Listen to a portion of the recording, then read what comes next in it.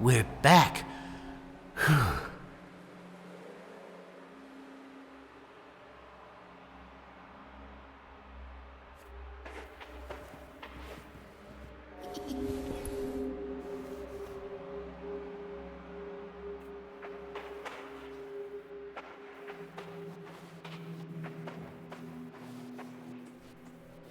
What was that? That thing? She seemed so sad and desperate.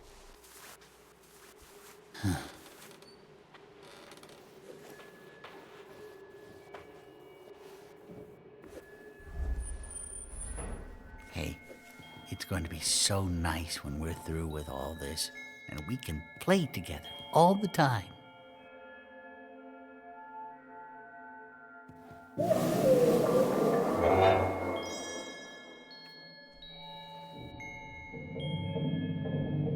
Good.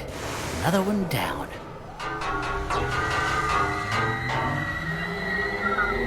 Listen. We are getting very close to her. I can feel it. Oh, she must be so worried about you.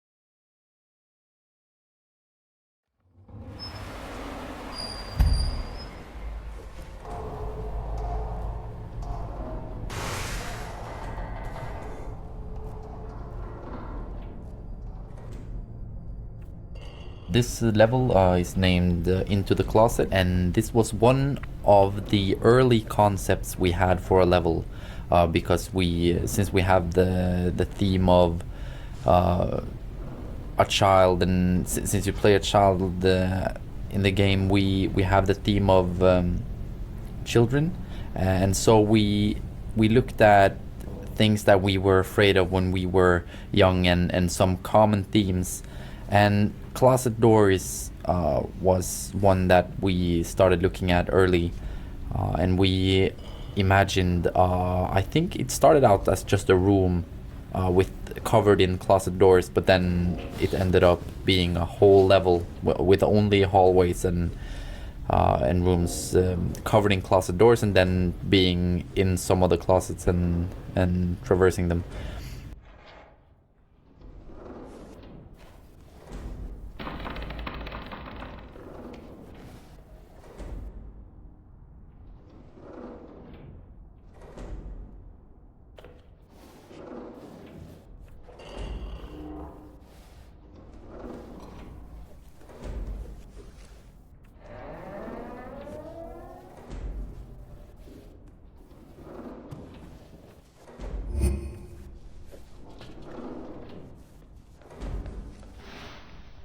Yeah, so I really like the variety that we managed to get into the game.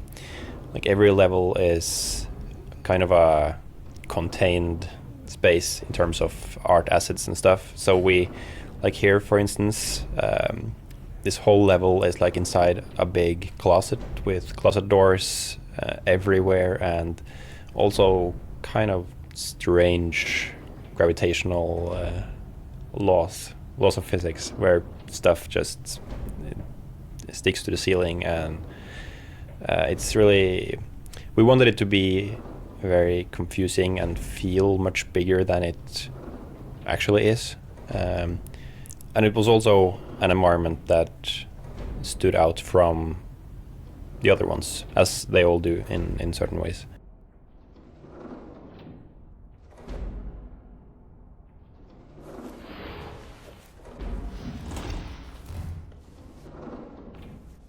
This chapter also works well as the visuals resembles a broken home or just a chaotic home, which works well with the theme.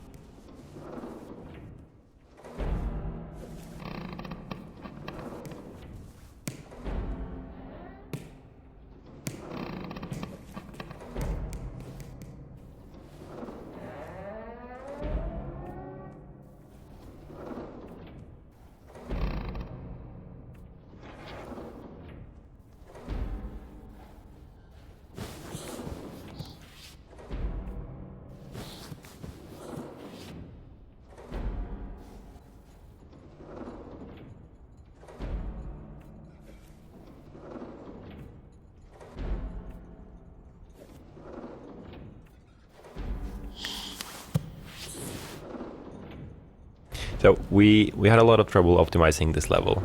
Everything is constructed in one big scene in Unity, and it has a lot of closet doors everywhere, and actually it has a lot less doors than we actually wanted to have. We wanted there to be hallways leading everywhere and doors going in one place, and you exit in a completely different place on the other side. Really confusing, but still it was supposed to feel very big, so we made it actually big, and we got to pay for that, as the frame rate was very hard to keep down.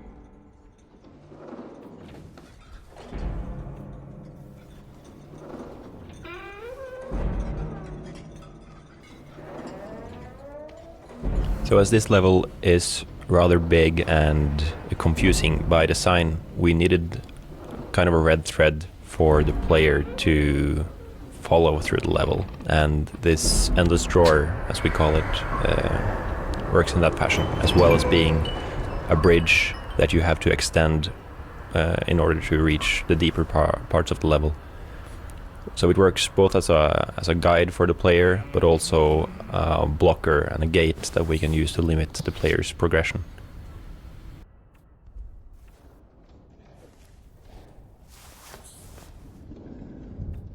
Tell us about this drawer. Was it fun? Well, it's a really long drawer. It's called the Endless Drawer internally here, and it's about 200 meters long, I think.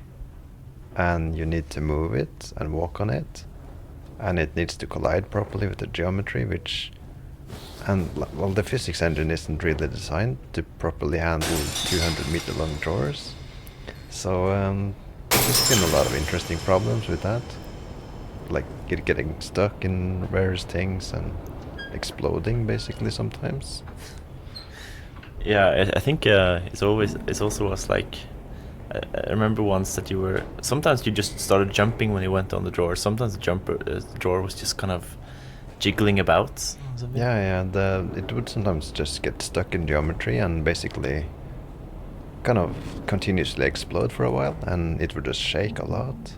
And walking on it was horrible because the player would shake and sometimes you'd fall off, and it's horrible.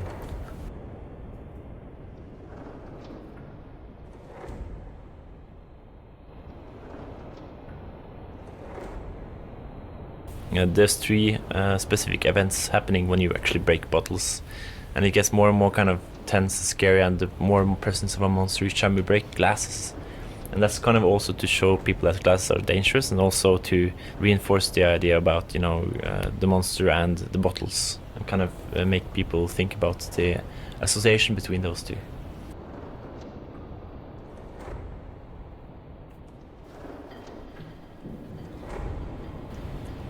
The endless drawer, which we call it, is also a thing we wanted to do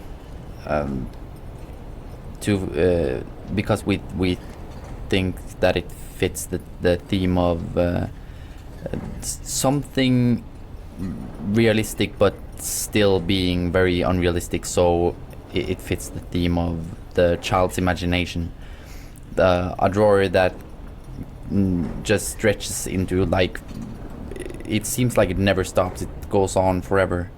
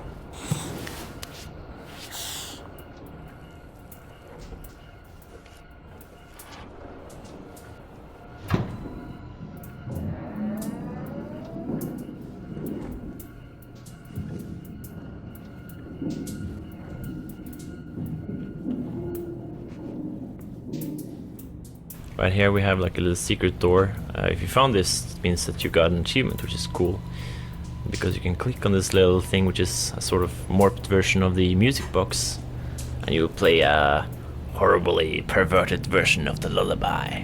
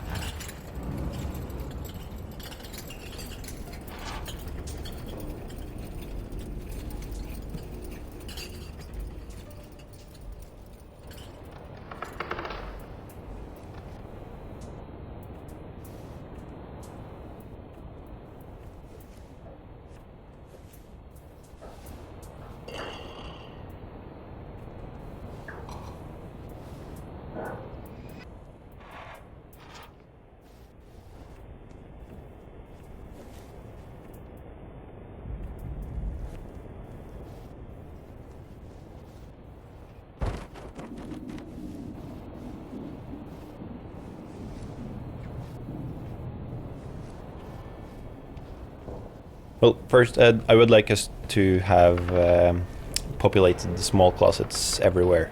Now, almost none of the doors are openable, but our vision was to have most of them openable, and inside you would find something that was sort of unique. But of course, that was kind of crazy to begin with, so we didn't.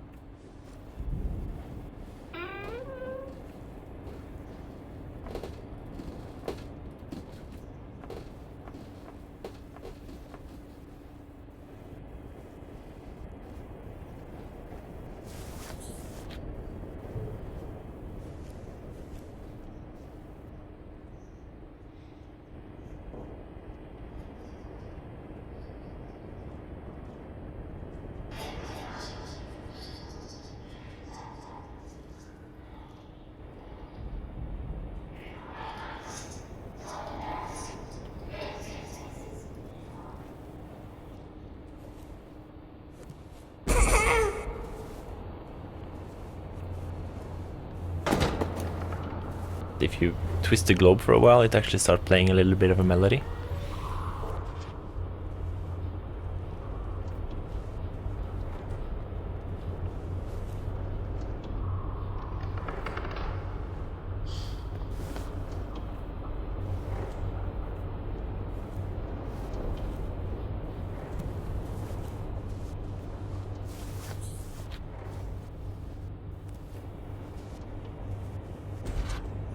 This room, I do like it. And as you can see, this is very reminiscent of the room in the intro part of the level. You have the same type of floor with markings on it, and you also have codes everywhere.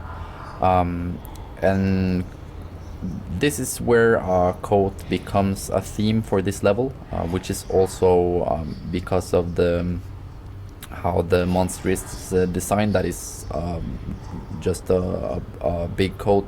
We wanted the player to go through it and then trigger the coats to suddenly move, to make it feel as if there was something in the room with the player. And this is one of the points of the game where the physics solution does not work out perfectly, at least not the way we move the codes. We add force at the codes so that they move, and all of these codes have bones and stuff, right? So all of the codes are rigged and have bones, and we add force to them, but it just does not look like we wanted them to. We really wanted it to look like something was actually moving through the coats, but yeah, so it didn't work out quite as well as I'd hoped.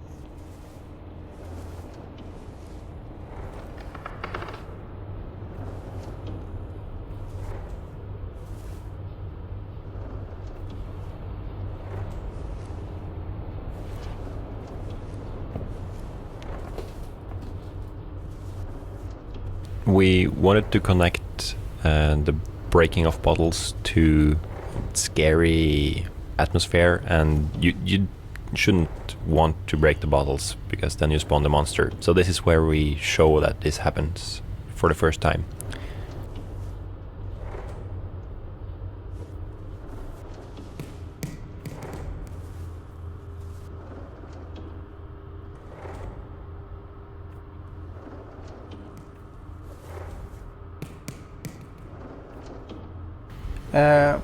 One thing that I think is quite special about the game is how we have kind of resolved the entire game and how events play out through physics. Well, at least most of it. So where it would probably have been easier just animating stuff and have a predictive behavior, we instead work with physics for the entire game and how the player moves, from how the player moves to how apples roll to how doors open. There are some animations, of course, but there's a lot of, the game is built a lot on top of physics.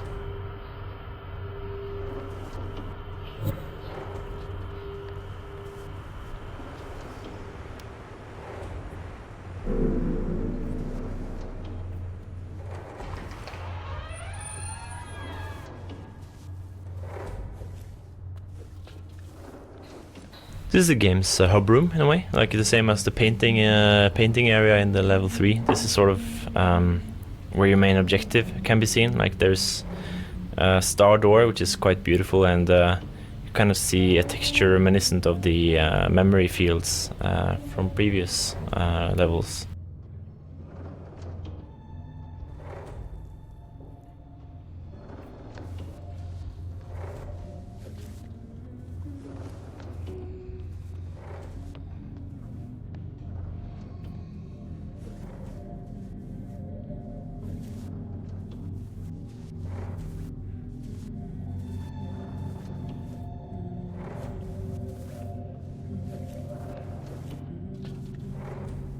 When the player drops back into this room, I think for a while it was a bit confusing with the whole backtracking, and it's not quite backtracking. The player goes in, blah blah blah. So when you return here, you have gone in a loop. You've gone back a different way than the one you came, so you end up in a place that it was before you, but it's not that easy to recognize as somewhere you have been. But as soon as we got these big glowing doors in, it was instantly recognizable.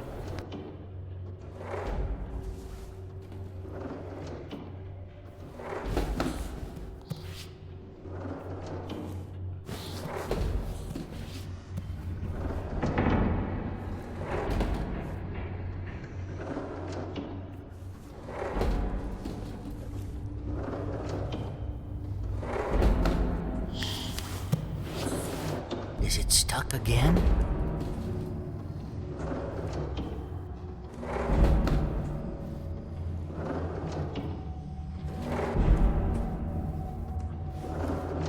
So this drawer is another thing that didn't really work well with a physics-based solution. It used to be driven by the physics system, so it actually didn't stop unless something physically blocked it.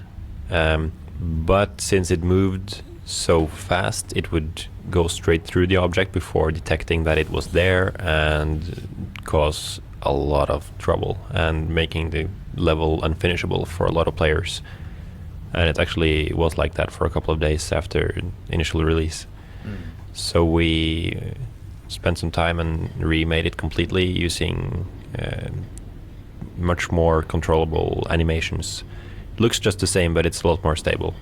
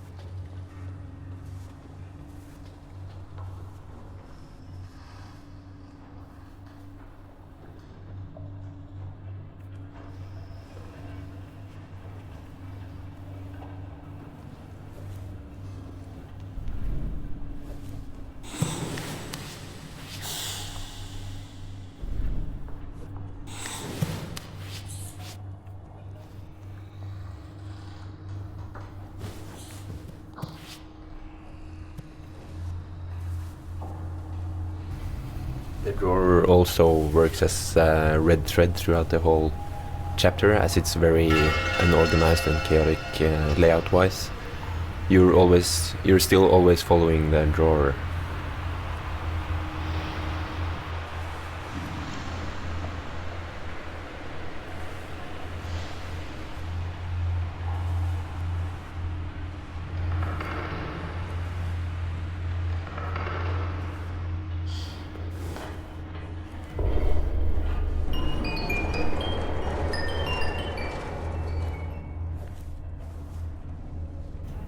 There was one ID where you looked into a closet and you looked down on yourself from an earlier part of the level, like a time portal through a closet. I liked that ID, but it was hard to implement, and it was just a fun idea. It didn't really add to the story, but it's something I would have liked to see. Isn't the remnants of that actually where we are now? Like you kind of go and you get teleported up in the air. Yes. So that was the space right here that we actually were supposed to see that. Yes.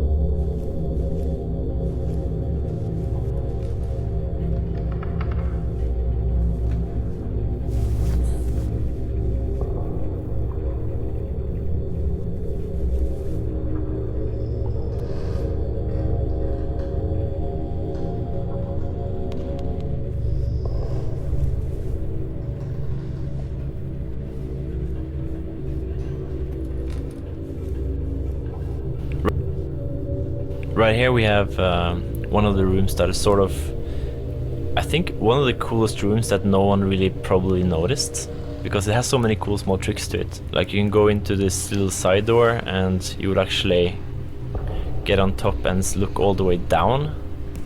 And later when you get back, the whole room will have rotated, and not too many people noticed that. Actually, I sure didn't until someone told me the first time I tried it. I think we also had an idea here that you would see yourself if you go to the secret kind of exit, and you would look down and see yourself, but that was kind of a bit tricky, I guess. This was also actually a game mechanic for a puzzle that was used in an earlier iteration of the level, where you come into the room, and if you look up, you can see that you are in a long hallway. And there's a very long way to the top, and then you would go through this door, and then you would end up at the very top, and you would have to push like a box down, and so that this box could be used down on the first floor and in order to reach something. But this didn't survive the iterations. Probably because it's a really weird, not intuitive mechanic, and this stuff is hard to introduce.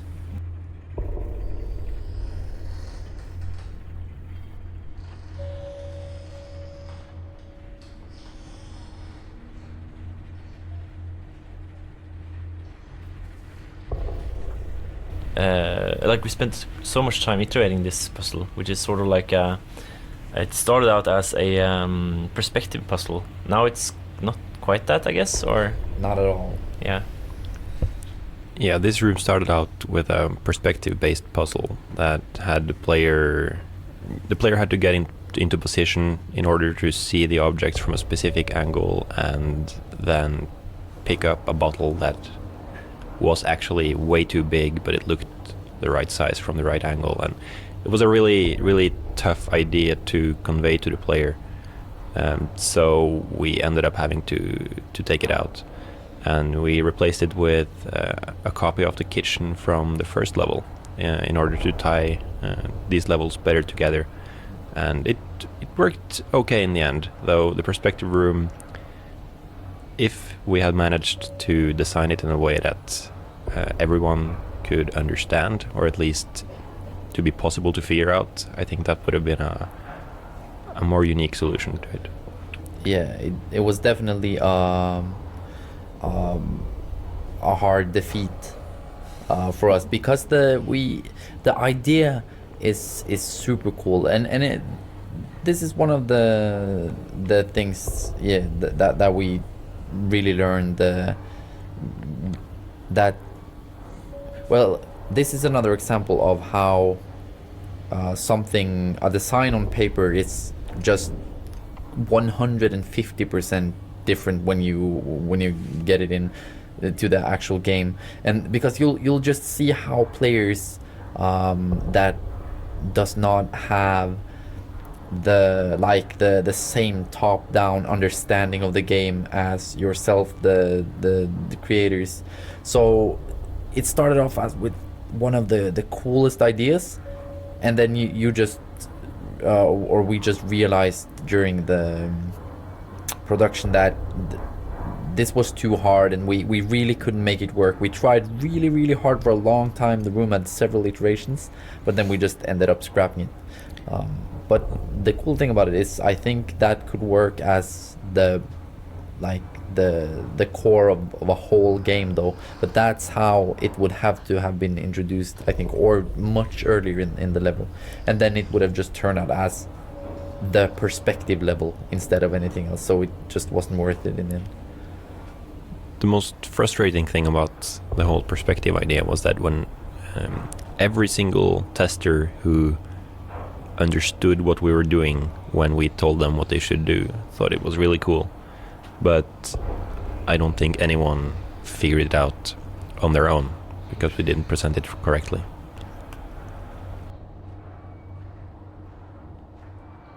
But yeah, the perspective room, you go through a door and you enter a room, and it's weird because in front of you you have this big bottle, and inside it there's a key, and yeah, the key as well is huge, like twice as big as the table, and the rest of the room is just populated with strange geometry. Nothing looks right, and it doesn't resemble anything. But something drags you kind of through the room. You want to explore, so you go to the other end. And so the idea here was that when the player turns around at the other side, everything that is in the room will align, and you will see that the bottle is now standing on top of a table, and it looks like it's within reach because it's so big when it's on the other side of the room, but when you go to the other side again, it looks just the right size. So, and it's also conveniently placed on top of a table that kind of comes together with all these pieces that are flying around in the air. And then you could pick up the bottle, and it would now be... Oh, you still can, though. Yeah. Well, yeah. Yeah. It's not in there anymore, though. Is it? Oh, yeah. Nope. It's all gone. We took it out because it was really hard to get people to understand it. Because, yeah, you're supposed to go through and then turn around and pick up the bottle that used to be huge but now looks small, and when you pick it up, we would move it towards the player so it actually is right in front of you in the right size. So we figured out how to do that, and it looks perfect. Like you can't see the bottle getting smaller. It just, you pick it up and then you suddenly have it in your hand. But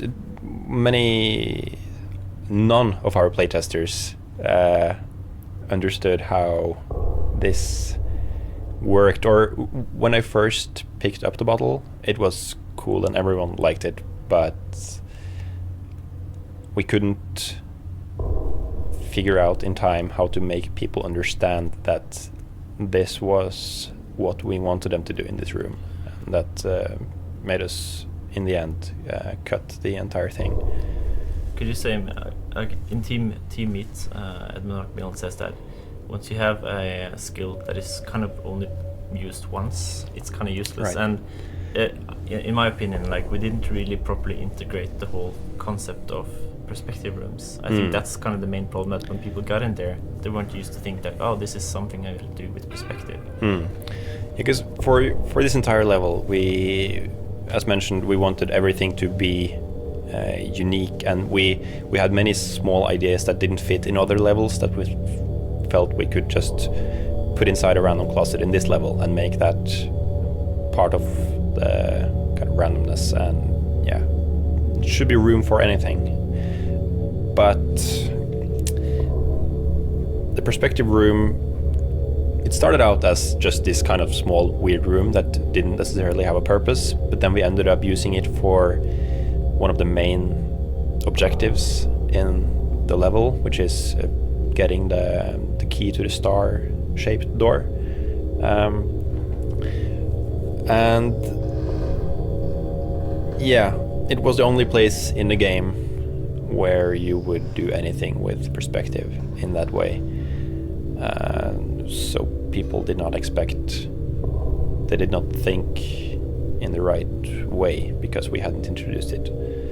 So it's a cool effect though, and I would really like to explore it more in another game. Maybe someday. Right here we have one of the rooms that is sort of, I think, one of the coolest rooms that no one really probably noticed, because it has so many cool small tricks to it. Like you can go into this little side door and you would actually get on top and look all the way down.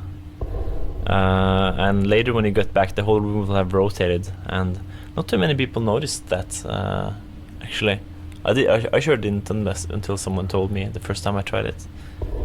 I think we also had an idea here too, that you would see yourself if you go to the secret kind of exit, and you would look down and see yourself, but that was kind of a bit tricky, I guess.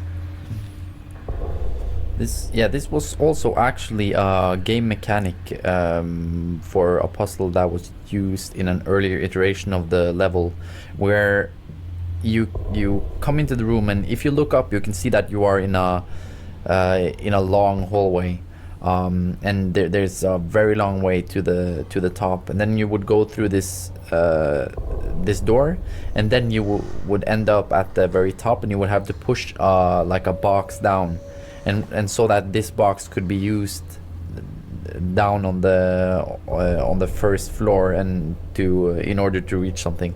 But this didn't survive the iterations. Probably because it's a really weird, not intuitive mechanic, and this stuff is hard to introduce.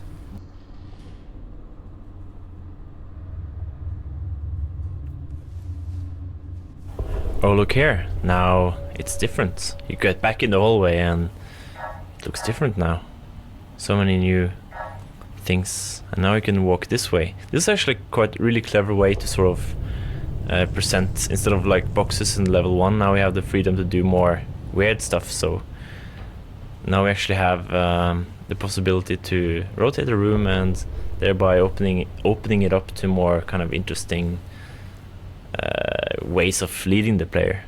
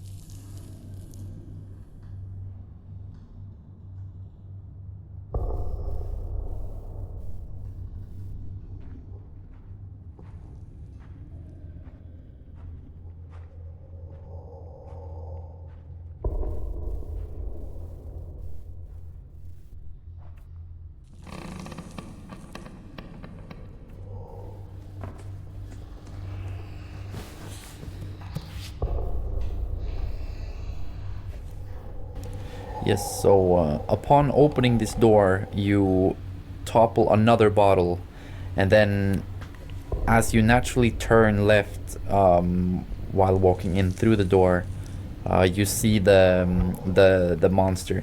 And so this is the second time the monster actually appears physically as a reaction of the bottle breaking. And this is also where the monster is able to catch you for the first time. After this first event, when you break the bottle upon entering, you have to be careful, because if you break more, then the monster will physically come and chase you.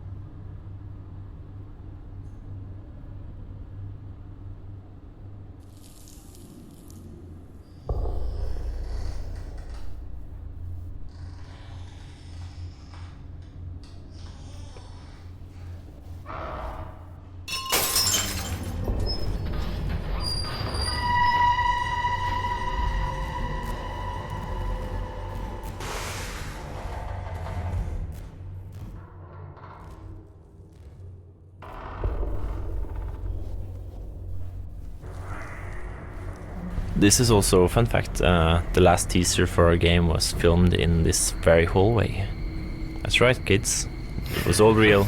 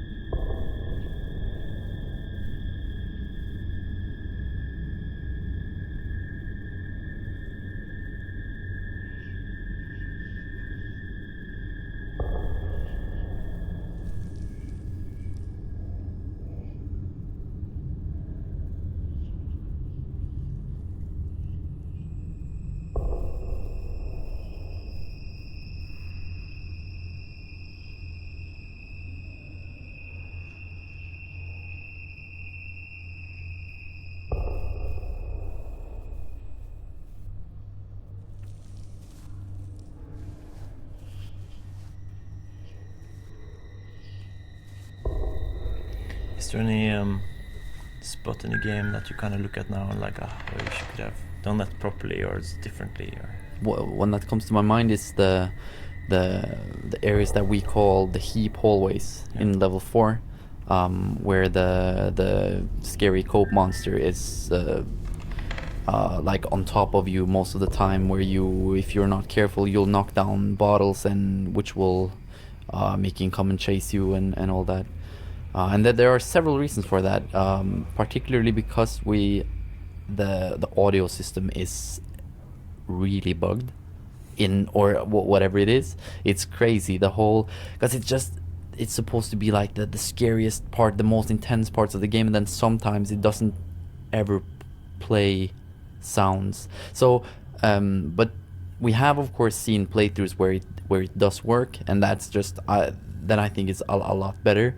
But just the whole the AI to just the monster behavior and stuff, I guess every of the monster encounter turned out a bit different, and I would have wanted them to be a bigger part of the game. I would have, because the goal was to have a lot more hiding, that you were supposed to just like, we're gonna make hiding spots everywhere so you can always just hide underneath something, and so the monster can pass you.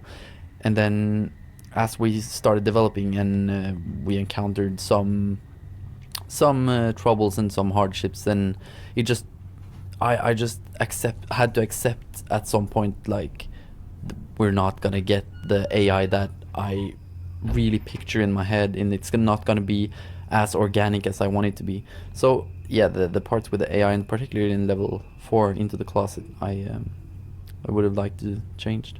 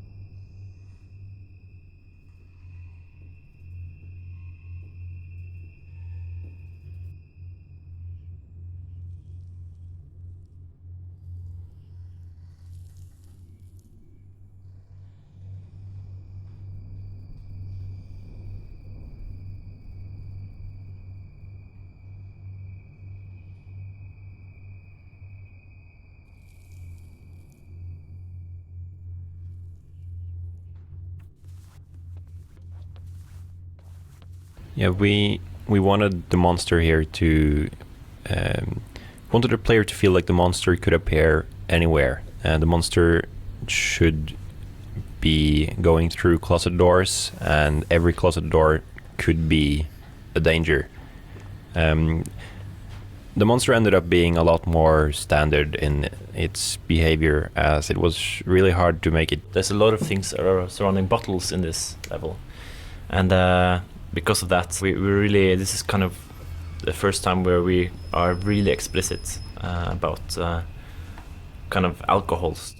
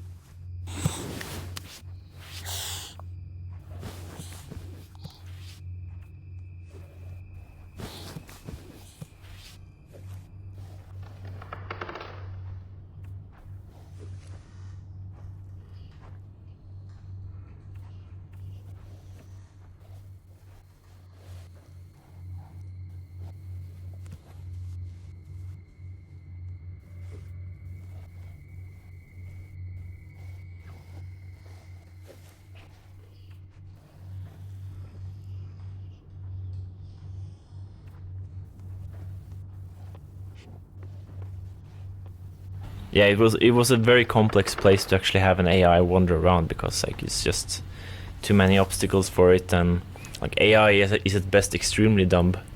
So it's basically, it was hard to get it to work correctly. So with limited kind of where we ended up, it was still cool, but yeah, our dreams were bigger certainly than this.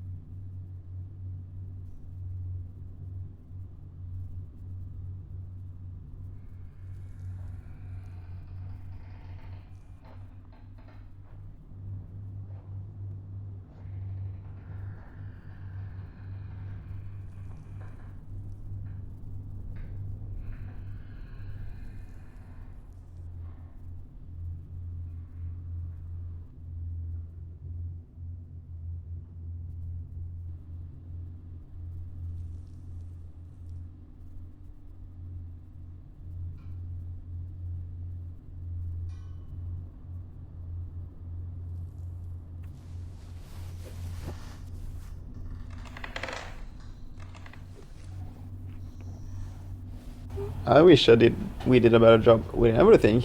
Like, everything could have been done better, but like, I think especially level 4 is the one I really wanted to see even better. And I also wanted to see more of the monster in level 4. It seems like the climax of the game comes in level 3 instead of level 4, which would be the logical place to have the climax. So that's something I think we could have improved.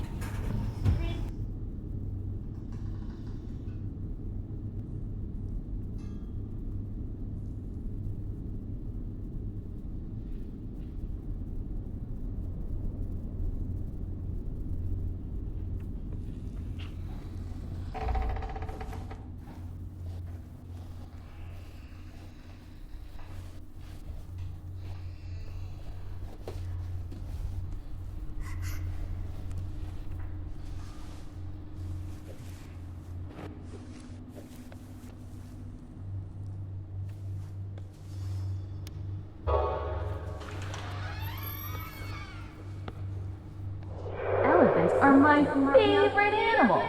They have big ears and a long trunk.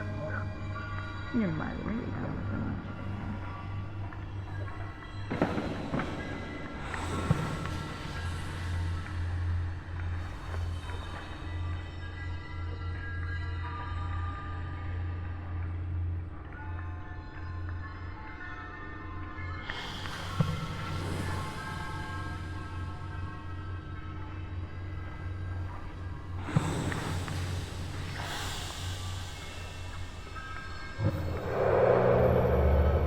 We've got the final memory.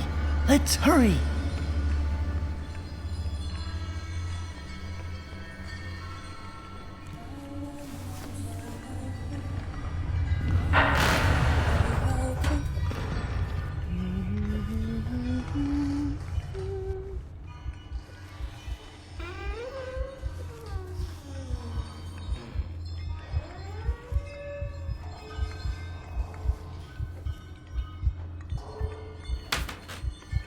The story builds up to this very specific point in time where the teddy bear actually gets caught by the monster and is killed. This was also designed at the time when Teddy was evil, and so to serve as another distraction.